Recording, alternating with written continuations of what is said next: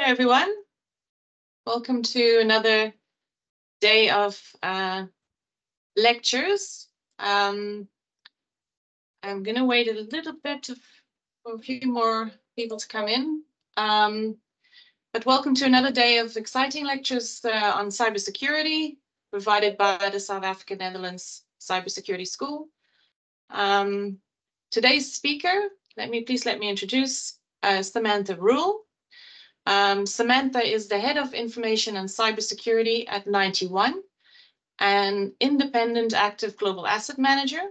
Samantha is an award-winning technology leader and advocate for increasing the female representation in technology and cybersecurity. She has a career spanning over 2 decades. Samantha's seasoned expertise and innovative leadership in the cybersecurity domain and her passion for cultivating diverse, talented cybersecurity teams is evident. She has a distinct track record of designing and implementing comprehensive cybersecurity strategies distinctly aimed at protecting organizations from the increasing and evolving threat of cyber attacks. Today, Samantha will be providing a lecture on incident response in cybersecurity. Thank you very much for your contribution to the thanks, Samantha, and for sharing your valuable insights with our students. If you're ready, please go ahead and start your presentation, and the floor is all yours. Perfect. Thank you very much. So welcome. Thank you very much for having me this afternoon, and hopefully when you guys leave here today, you will hopefully would have imparted a bit of knowledge for you. And I look forward to answering some questions later. So today's session is really just looking at Incident Response 101, highlighting why it's important, what role it has for organizations, and just basically showing you phases and something that you can basically take away and basically help you to prepare better for your own, in the event something does happen. So I know I was introduced, but I think the one thing that we did leave out, which I find always quite interesting, is basically I don't actually have a linear career into cybersecurity. In fact, when I started out, I was actually one of the youngest South African tour guides, and I had to fight for that because I was 19 at the time. I'm also a qualified wine guide, but these days I basically use my skills to choose good wines to drink over dinner. But what I did want to highlight is basically the skills that I have learned during my early years, I still use today. So for example, working with people, sometimes people are difficult. And for those of you that maybe have sort of engaged with tourists or people when they travel, sometimes they're not always happy. And then also just learning to stay calm, especially during stressful situations. I remember the one time we did a tour down to the Cape of Good Hope. And we were on a bus, and I had advised the tourists, please don't have anything shining with you, because unfortunately there was basically a family of baboons, and they didn't listen. And the one person had a packet of crisps, and basically the baboon jumped onto the bus, grabbed the packet, unfortunately scratched the tourist, and ran off. So that, so taking those skills and using it in an incident response situation has definitely helped and shaped me to the person I am today. One of the other reasons why I really love cybersecurity is because whatever your passion and skill that you have, so if you're not in cybersecurity but you're contemplating moving into cybersecurity, you can take those skills and you will find, I really do believe you'll find a role for yourself within cybersecurity. So that's what makes me really passionate about cyber. So back to today's agenda. So as I mentioned, we'll basically touch on what is incident response, why is incident response important, look at the incident response phases, and then we're going to have a little bit of fun at the end with the interactive quiz. So we'll see who our leaders are. So have your mobiles ready. If you don't have a mobile and you're on a laptop, you can also access it. So for those of you who know South Park, what is the big deal about this incident response? So the next slide should basically show it. So cybercrime in the news. I don't know when last anyone has actually read the news and not heard or read about some sort of cyber attack or some sort of incident or some breach that's impacted organizations. Literally, I just did a very quick search and grabbed some headlines that I saw just around cyber, and yeah, it wasn't very hard to find these headlines. So there are only two types of companies: those who have been hacked and those who will be. And this was basically Robert Mueller, the FBI director, in 2012. And if you are a good cybersecurity professional, you will be prepared for when it is you. It's no longer the matter of, will I be a victim? It's basically you need to prepare. And the better prepared you are, the quicker you will ensure that you will be able to recover in your organization. So what is incident response? Just a quick definition. So incident response, and hint, this is one of the answers. So have a read through this, but ultimately incident response is a plan for responding to a cybersecurity incident methodically. And that is very important, because methodically means that you have a plan. You know your steps, you know what you need to do for when it happens.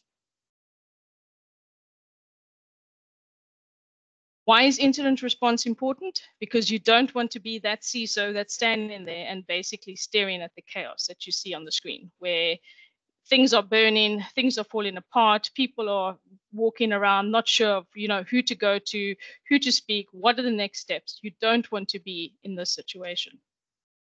The next slide really talks to it, which is basically to avoid the chicken run. And literally, for those of you who maybe, and you can play it in various scenarios, but whenever there is a security incident, if you don't have a documented incident response plan, it is literally like a chicken run where people run around like headless chickens. It just creates so much chaos, and which is why incident response is so important, to have a plan that you can work through methodically, so you know which step is next, so you can help basically bring order again and recover your organization. So the next one is really looking at your incident response phases. There are two organizations which are known globally for providing standards, which many organizations have adopted.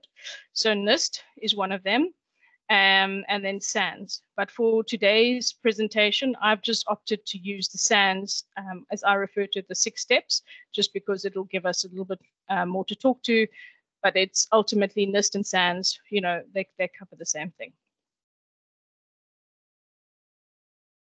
So your incident response phases, the first one is preparation.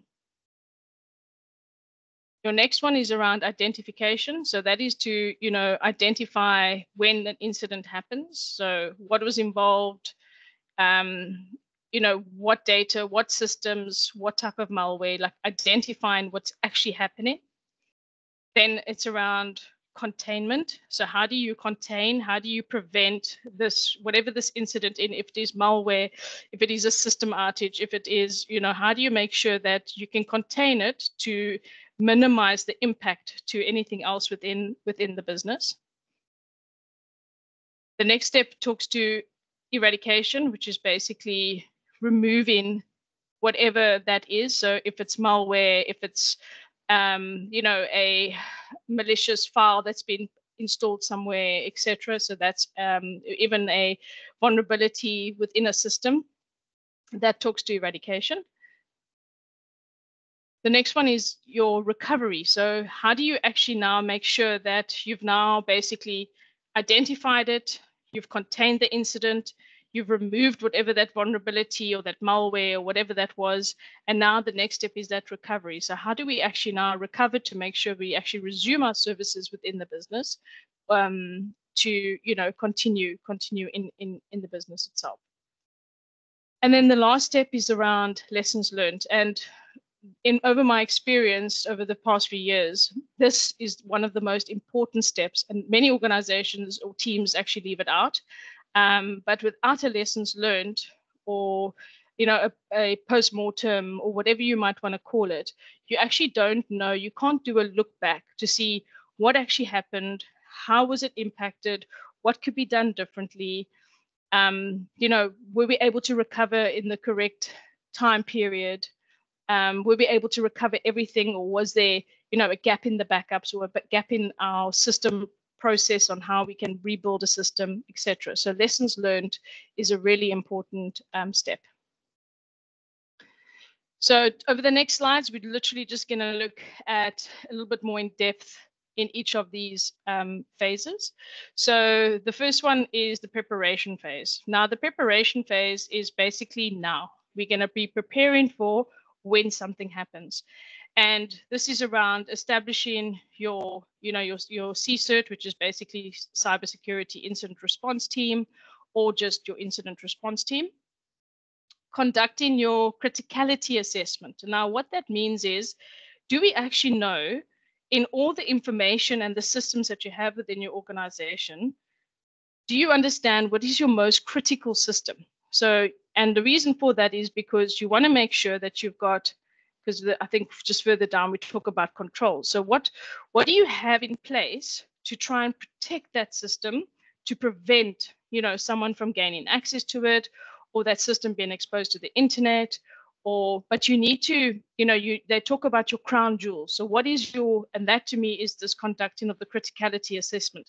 So what is your most critical system or data, or your crown jewels that you want to sort of focus on to protect? Because if something had to happen to that system or to that data, that will have a huge impact for your organization. Looking at cybersecurity incident threat analysis. So again, I don't know how many of you have maybe done threat modeling.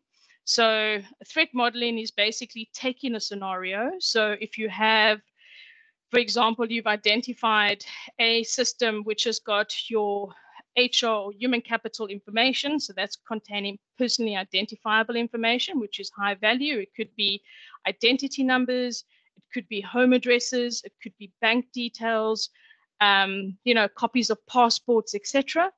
That is a high value. So if an attacker had to get into your environment, they could potentially see that as a high value system.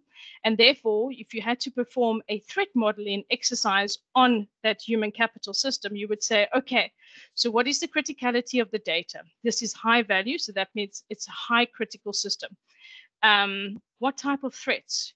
So what are the threats? What are the types of threat actors that would want to get access to that information? And I mean, in these days, if you look at ransomware and things like that, people tend, or the threat actors tend to come in. They don't even really push ransomware to systems, because we've got the likes of endpoint detection response systems and things like that protect and prevent. But if you've got a vulnerability which allows them to take the data outside of the organization, that is higher value for them, because then they basically can take that information and they can exploit it and say, we want money from you, otherwise we will release this information to the public, is one, or we will sell this information to other parties, which means, again, that it's a reputational damage for the organization, is obviously a risk for the individual whose information is being held by that threat actor. So that's why this component around threat modeling, so looking at the types of threats, looking at the types of threat actors that could potentially want to get access, which helps you then put the right controls in place to help protect that. And then review your state of readiness. So when you review your state of readiness, it's like, do we have, in the event we lose this HR system, do we know we can restore backups? So have we tested our backups? Do we know who if there's a support partner that supports that system, do we have their details at hand? Do we, when last have we performed a disaster recovery? So in other words, we pretend something happened to that system and we bring up a secondary system and we make sure that, we can recover from it. So that's sort of reviewing your state of readiness. And then again, awareness training. So it's awareness training such as tabletop exercises where you actually go through the motions of a cyber attack, where you would then, somebody will make a call to say, okay, we're having an incident. It's now 8 o'clock. Somebody has said that they have received a encrypted notification on their desktop. This is what we're seeing in our Cape Town office, and now in our London office, we're getting more people reporting that. So, and you basically step through a scenario of an incident occurring within your environment. And that helps on the technical side of things. It makes the technical teams test their playbooks. So in the event we have malware, how do we recover? So does an alert go to our SOC?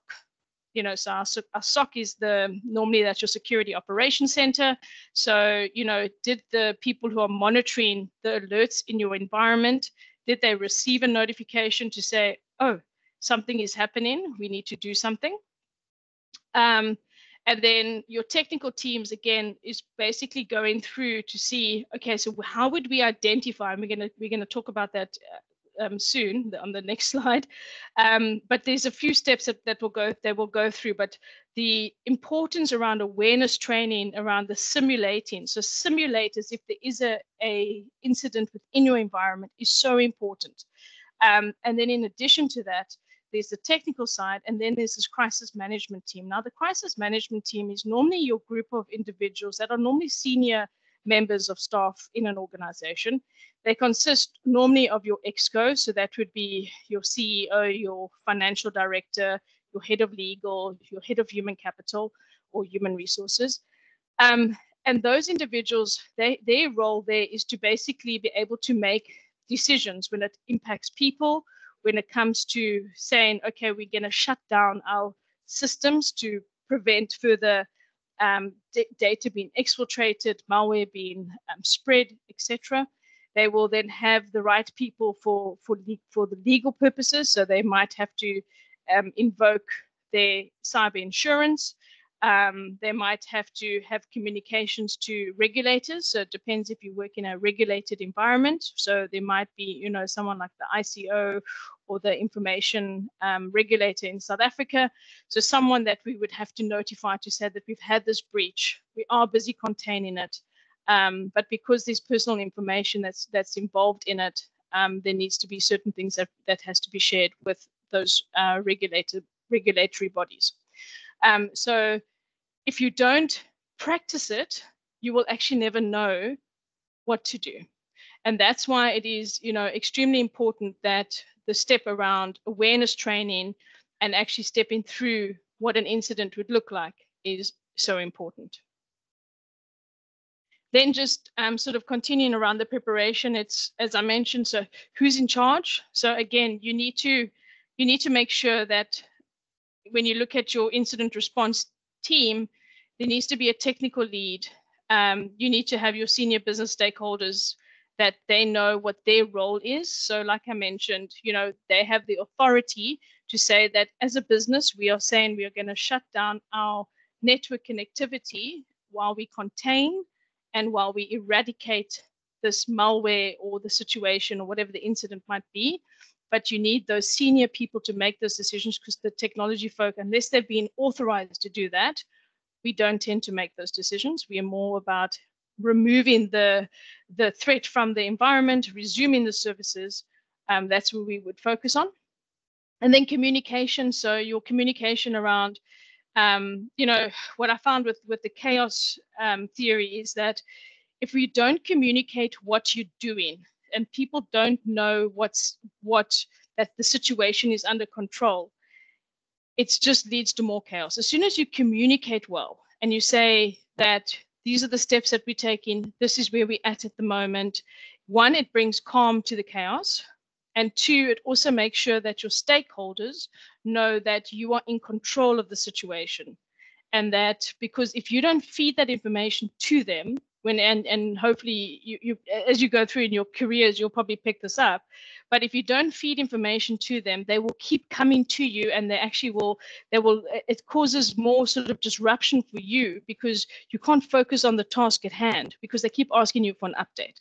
And that's why having people in the team that, for example, takes care of communication is key, so that your technical folk can just continue, removing the malware, removing the whatever the threat might be, and getting the services back up and running.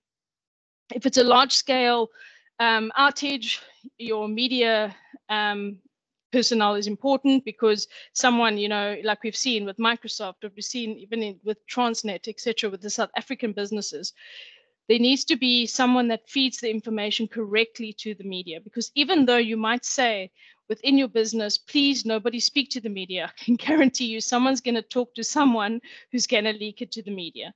And therefore, having somebody, a media liaison within your organization that can actually speak to the media to make sure, again, the right message is being carried and the communication is correct, is vital. And then your regulatory communication, as I mentioned, also is important, and that's for, providing that feedback to the regulators. This next slide really just points to, and I know we will share the slides at the end, so the links will be there for you to be able to build your own incident response. But ultimately, this I found on the internet, which really talks to, as I mentioned, your team lead. So who's the team lead for the primary point of contact? So when your crisis management team, when your senior business stakeholders want to know where we're at, they would go to that potential person. Then you would get your lead investigator. That's the person who, they would basically go in, and they are the key person that would ultimately start to perform the investigation of what went wrong, who's impacted, and that role is extremely important on the technical side. Your communications lead, as I mentioned, so someone who can communicate internally within the business as well as externally with media or external partners or shareholders. And then the one thing that we hadn't touched on yet, which is, again, extremely important, is your documentation and your timeline.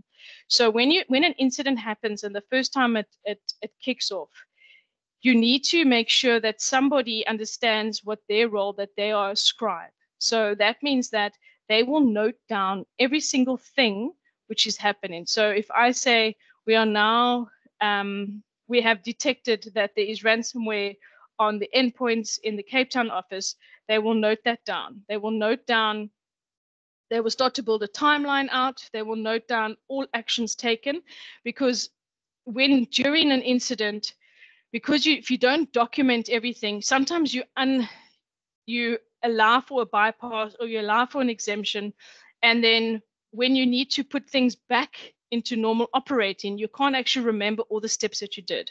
In addition to that, sometimes you have to, during your investigation, you might be going and looking through logs of certain machines or looking through Active Directory logs. And then if you haven't noted it down to say, okay, we've identified this user account, this device name that's, had suspicious time logins, or there was a EDR, a malware alert for that endpoint. If someone doesn't note it down, because of the amount of information and the pressure, you will forget, and you will either end up redoing work that you've already done, or you'll end up going back and sort of not moving forward because you actually can't remember the steps that you've taken. And in addition, the end of this, as I mentioned to you, that lessons learned, one of the outputs is normally always a report. And to be able to write your report, you need to make sure that you have actually this timeline, and the documentation is extremely important. So the next one is now the actual, so that was your preparation phase. That is getting the right teams, getting your incident response plan in place, so in the event it happens, you've done your preparation and you're ready to go. The identification phase is basically step one when an incident occurs within your environment. So your identification is actually identifying what that cybersecurity incident is, what happened, which systems were impacted, what data is impacted. And again, that talks to the work that you did in the prior stage, in the preparation stage, where you said, which are my critical assets? Which are my critical systems or critical data? Because if one of those are impacted, then you immediately need to go to your incident response plan versus actually saying, oh, it's not a critical system, I can just do a backup or recovery.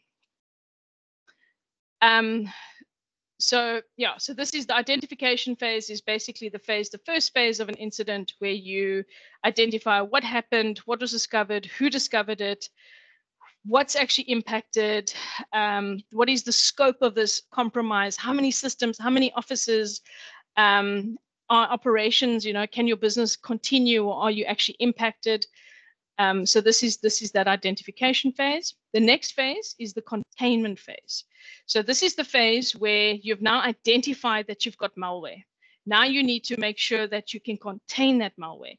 It's about making sure that you, as I mentioned in the beginning, that you limit and you ring fence, so that you make sure that there's no other systems or no other desktops or no other laptops that's actually impacted.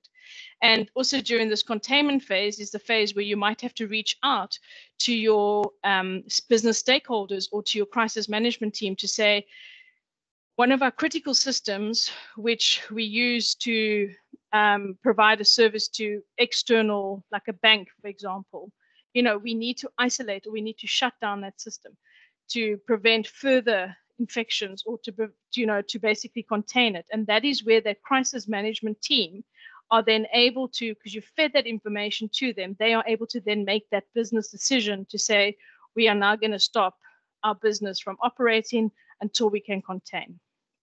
And that's why this containment phase is so important, because ultimately you either disconnect infected machines. I mean, with people who know some of the technical systems, like your endpoint detection and response systems, you can isolate a system sometimes using these technologies. So that would obviously be one of your options, so you're not impacting everything. And then, yeah, you need to think about, decisions need to be made about keeping critical resources online. That's why having stepped through that preparation phase again around identifying those critical resources, those critical assets, are so important, because those are the things that impact the business if they are impacted in the sense of through a threat or through malware. And that helps with the crisis management team make that decision to say, okay, there's too much damage to our business. If we continue running this way, we're not making the decision to shut down, but you need to feed that information to them. The types of questions that you would ask normally during this containment phase would be things like, what have we done in the short term? What can we do in the long term to contain it? Have we been, if there is malware, have we been able to quarantine that environment? Do we have backups? So can we take a system down, literally take it down, rebuild a new system, and recover from backups? Those are the types of questions that you would want to ask during this containment phase. The next phase is that eradication phase. So that means we want to get rid of that malware. We want to get rid of that threat outside of that environment. And that might mean it's a further cleanup. So, your containment continues, but it could be that you might have to rebuild a system.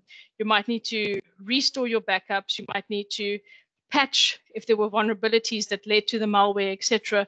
You might need to patch your systems. This is all part of that eradication, so getting that threat out of that environment. It's and you would need to sort of make sure that have you removed, can you verify that you've removed all traces of malware? Have you hardened your systems? Make sure they're patched, make sure it's run updates. As I mentioned as well, if you're running virtual machines, can you re-image machines? This is basically that's leading to, so you're removing that threat and it's moving to what is sort of the last technical phase, which is your recovery phase. And that means where you might actually have to, because you've now removed the malware, or there's actually nothing further you can do, you would have to then rebuild a system, restore your data, restore your systems, and then do a system validation. And as part of that as well, because unfortunately, when it comes to the likes of malware, sometimes malware has actually been on the system for a while, but it's taken you a little bit of time to actually know that it's there. So part of that system validation is also making sure that you're not actually restoring malware infected files, which basically means that you will just then kick the process off again.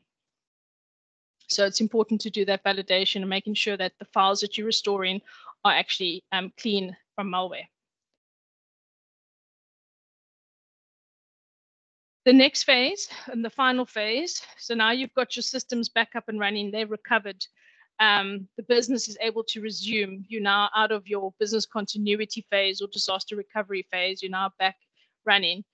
You need to, like I said, this is the important phase where you basically need to look at post-incident. So do your post-incident review or your post-mortem to say what actually took place. Look at that timeline that the documenter or the scribe was taking down.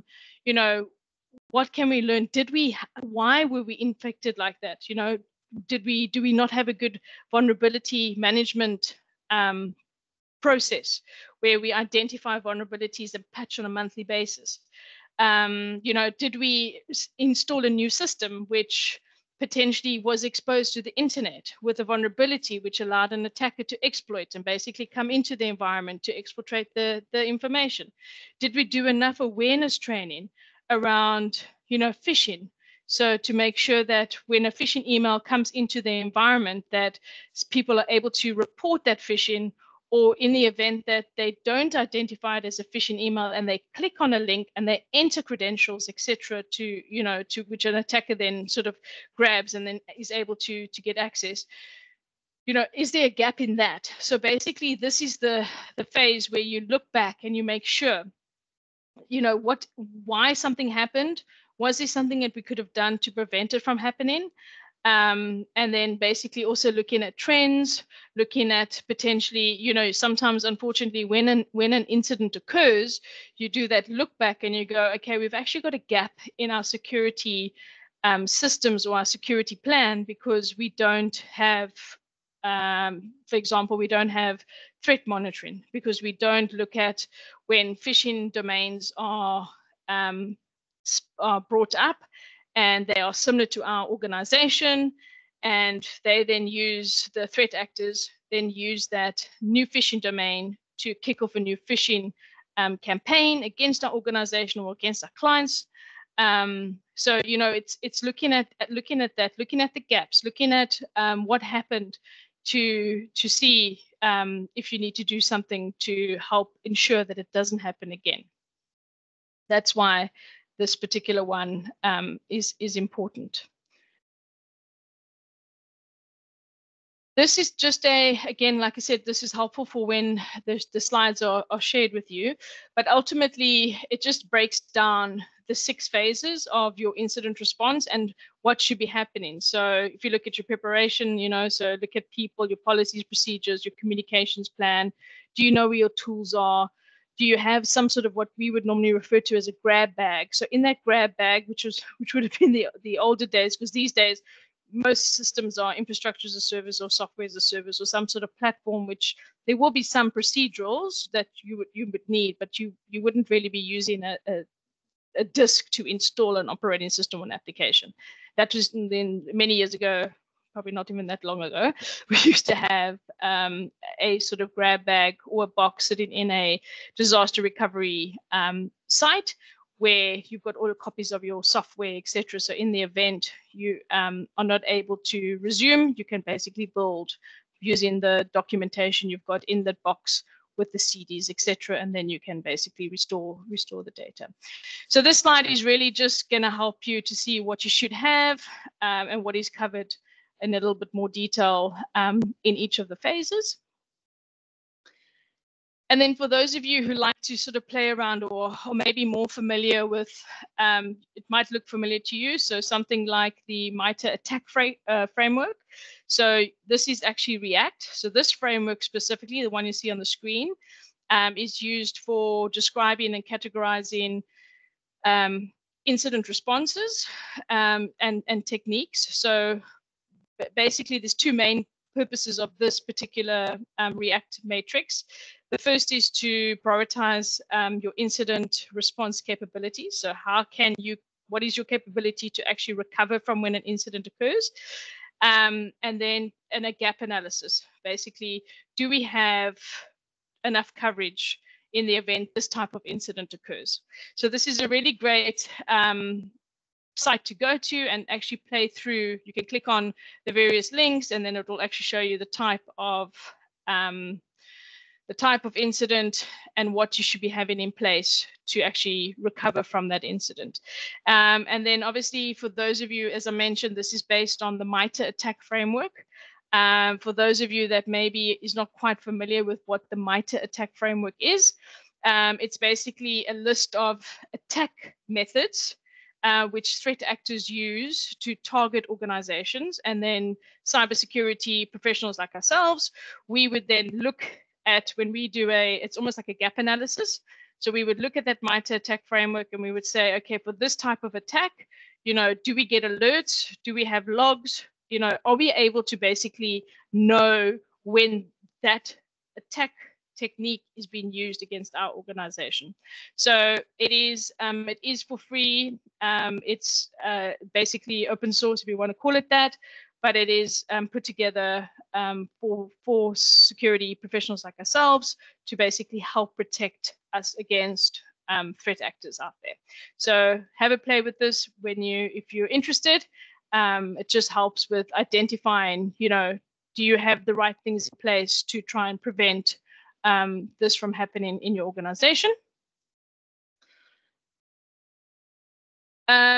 This again, I just sort of kept it in there because to me it talks about it's the other way around now. So it's basically the phases of a cyber attack, because normally when a cyber attack happens, you on the receiving end would have to kick in your incident response planning. And this was just a guide just to see, what you should be having in place to help protect against cyber attacks. So again, it's informational for you. And then your cybersecurity incidents, again, it's really at a high level. So, what ends up happening is your security incident occurs, you take your action, so that's your identification. As part of that identification, does this incident require a response? Yes, because it's one of your critical assets. It's large scale, etc. So you would then need to launch your cyber security. It's almost like a checklist you could make this into, and then perform your actions in the plan. So that plan needs to be documented and perform that. And then in the event that you're not able to, or while you're recovering, your business might need to go into a disaster recovery or a business continuity phase. So again, it's just some food for thought to think about. If you had to design a high-level action plan or incident response plan, if you could just answer these questions, then you should be good, just at a very high level. So this slide is really just, again, it's from some food for thought, helping you to think about what you should have as your precursor. So, it's normally before an attack. So you would start to see usage of a vulnerability scanner. So you'll see like an Nmap or some sort of scan against your network. You'll see, for example, like there's a new exploit that's been in the wild, a zero-day attack, as they will, zero-day threat, as they would call it. Or also, depending on the industry that you're working in, there might be hacktivism, where there's a particular group that might be targeting your industry.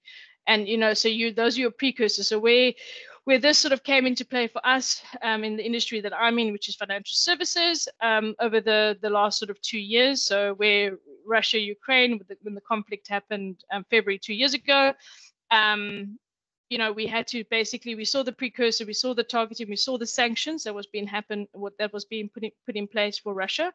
And as part of that, we took sort of proactive steps. So one of them, for example, was blocking of all traffic from that region. So Chechnya, Ukraine, Russia, and Belarus, because we could actually see the scanning. So talking to the first one, we could actually see the scanning that was happening against our environment.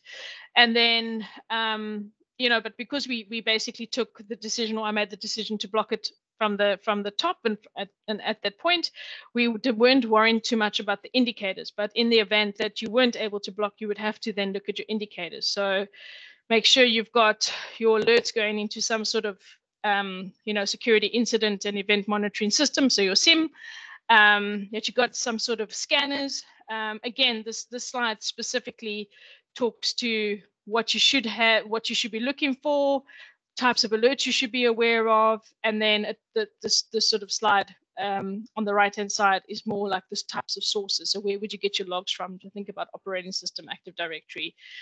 Also publicly available information, so your OSINT, pull in some of that information or threat intelligence information in, that to sort of help prepare you for because the better, as I mentioned, the better prepared you are, the better you know you're a threat actor or the people that's targeting your firm or your industry, the better prepared you are, the better you'll be able to recover or protect yourself. It's also sometimes you need to, like if you think about physical houses and how you secure your home, sometimes by having burglar bars and security gates and floodlights and CCTV cameras versus your next door neighbor that maybe has just got a fence, not even an electrical fence, they would tend to be a target sooner rather than you. And if you think about cybersecurity in the same way, that just helps with those layers. So, but we refer to that defense in depth. So think about all those layers that you add. It's basically making it harder to get into your environment versus another organization. Then incident, this is really just a summary. So as we mentioned, identify your suspected incident, establish your objectives of the investigation and response. So that should be in your plan. Analyze the available information. So that's that identification component, as well as that determining what actually happened. So, what are we seeing in our logs? Identify your attack surface. So, are we seeing denial of service attacks? Are we seeing session, like data corruption? What are we actually seeing? And then identify if any of your critical or internal assets have been compromised. Determine what information has been disclosed, deleted, corrupted. So as I mentioned to you, the way some of the threat actors tend to work these days is they don't even go for the encryption component. They're just literally going to get the information out, because then organizations have gotten better at being able to recover and have immutable backups. In other words, those backups cannot be corrupted or written over or encrypted. So they're able to recover those systems. So now the threat actors are going, okay, we're no longer going to have to encrypt the information.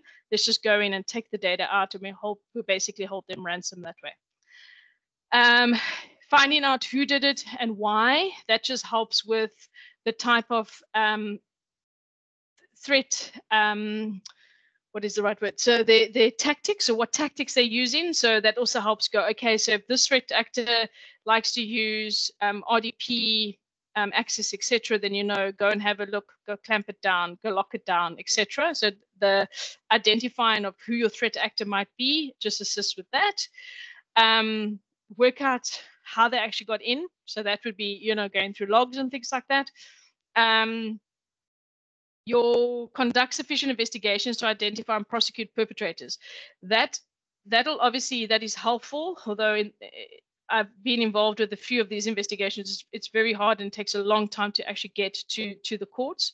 But the one thing that is very important, so if it is a criminal case, you need to make sure that that point of gathering the evidence, gathering your documentation, that scribe, that the role that the scribe plays to make sure that they're documenting every single thing that they're finding. You're doing screenshots, you're extracting the evidence, making sure that if you can do a hash of the information that you extract. In other words, making sure that you can prove the information on a system and the information that you've taken off, it's the same piece of information. So all of that information, unfortunately, that evidence you need to provide to the likes of, someone within SAPS or someone within the police services in Netherlands, etc. So it's important to, if you believe that this case is criminal because there's fraud involved, etc., you need to make sure that you contain or bring experts in that can do digital forensics, because once you taint evidence, you cannot take it to a court of law, unfortunately, because that evidence, they'll see it has been tampered with. So I think it's also important as a point that if you identify that this is potentially fraud or something that would lead to a criminal case, potentially, if you don't have the expertise or you're not the expert when it comes to digital forensics, get those people in to help you. And then walk through your lessons learned, and then you know, as part of this lessons learned, basically updating any process documents or incident response plans and things like that to make sure that you have the right things in place, so that in the event next time, hopefully you'll be able to recover quickly or quicker, or that you won't actually be impacted. So with that incident response, bring on the bad guys, because you'll feel comfortable because you've got your incident response plan ready. I know we will open up the floor a little bit later just for questions. I'm now going to try and hope that the demo guards are going to be on my side. So I'm just going to stop sharing. Give me 1 second. If you guys can get your mobile phones, if you want to participate, get your mobile phones ready for me. We're going to do something with Mentimeter.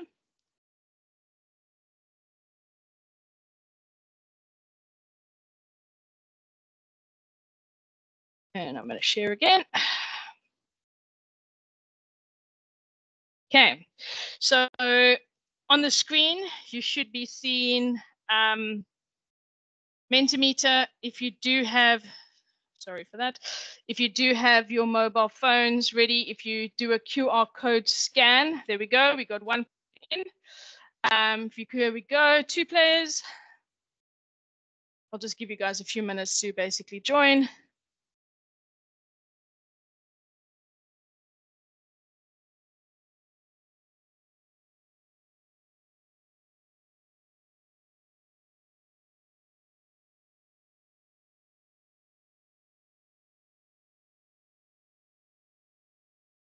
Remember, this is fun, eh, guys?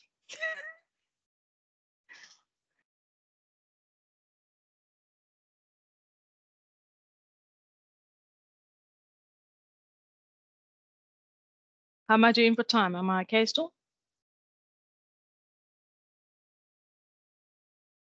We've got 15 minutes, so, and that includes the questions. So maybe, yeah, we can take through this quickly. Thanks. Yeah, no problem. So Answer the fastest gets more points. So as you guys join, here's your first question. Look at your device.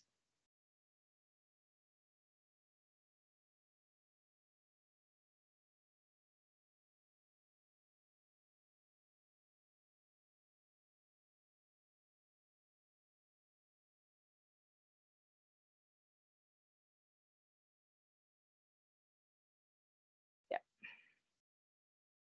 You guys are paying attention. I'm impressed.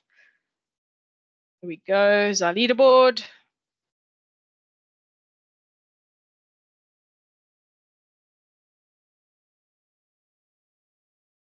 Okay. So literally just enter 3 words on your phones, just what you believe incident response, 3 words that you believe describes incident response. This is really just fun for a word cloud. Just click submit. So just scroll down a little bit and you click submit.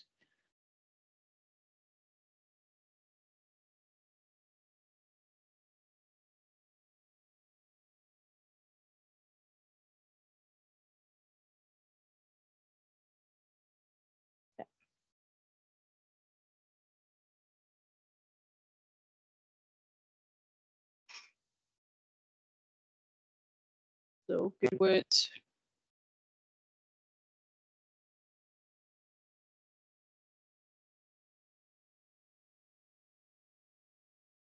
Okay. You guys ready? Next question. Remember, fastest gets more points.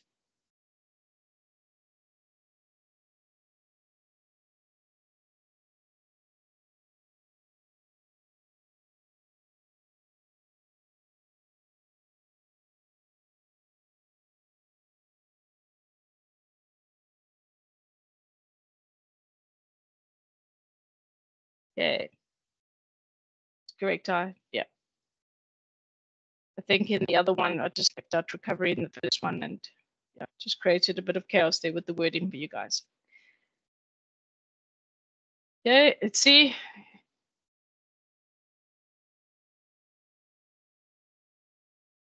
Okay, leaderboard still. Oh, there we go. Nemo's up now.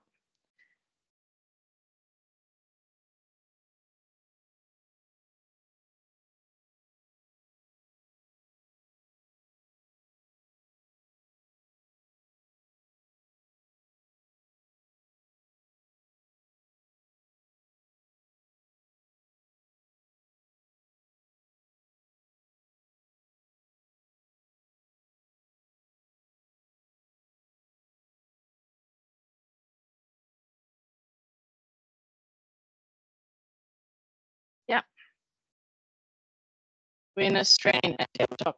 Here we go.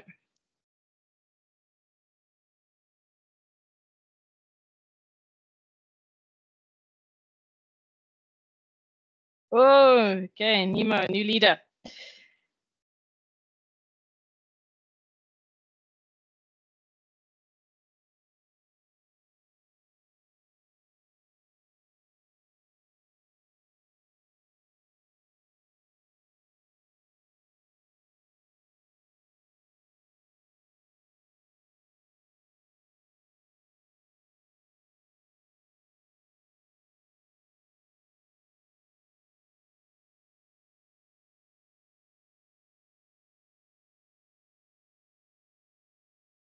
Go, yeah, always about when, who, and how.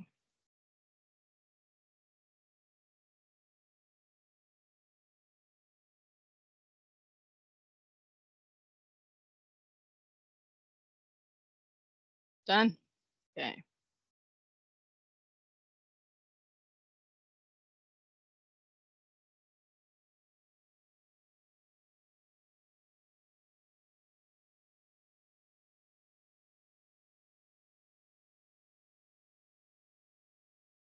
Sure, most of you will get this one right.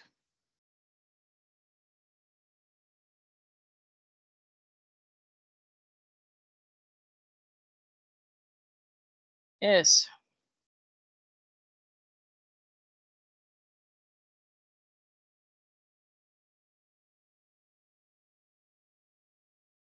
Getting closer.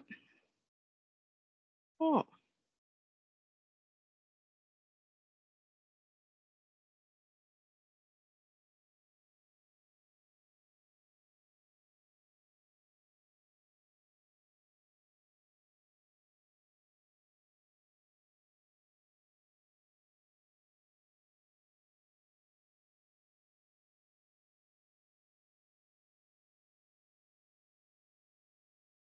Remember what eradication means.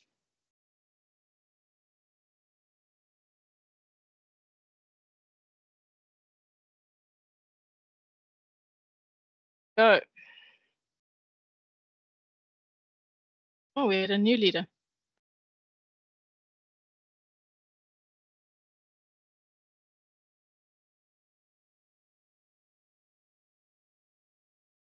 Done, guys.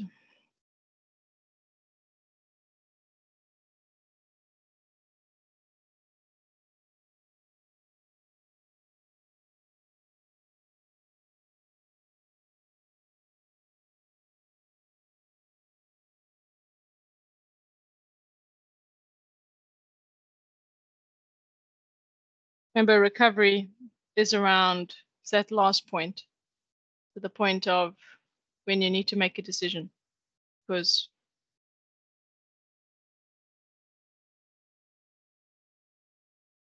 it's stuck. No. Oh, so good.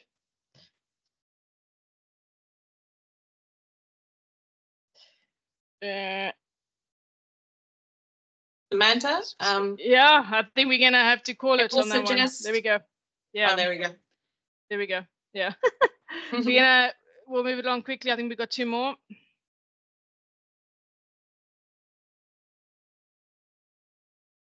Anyone has questions for Samantha, just please put them in the Q&A. We're just going to see how many we can actually address, but we have 6 minutes.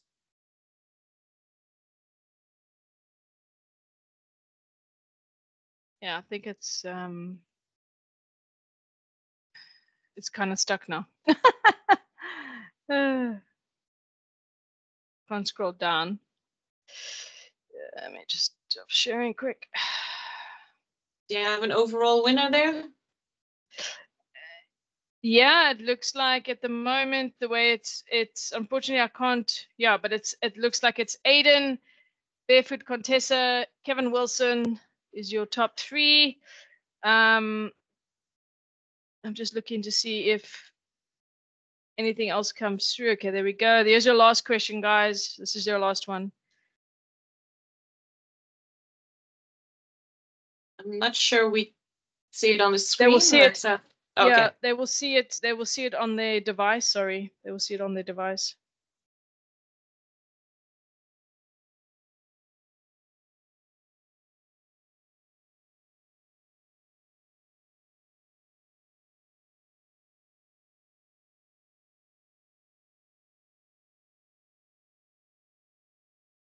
Okay. There we go. This is the final one. It's gonna go to.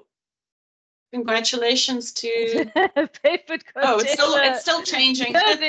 It's Barefoot Contessa. There we go. That's the winner. Perfect. Barefoot Contessa. Congratulations. Yeah.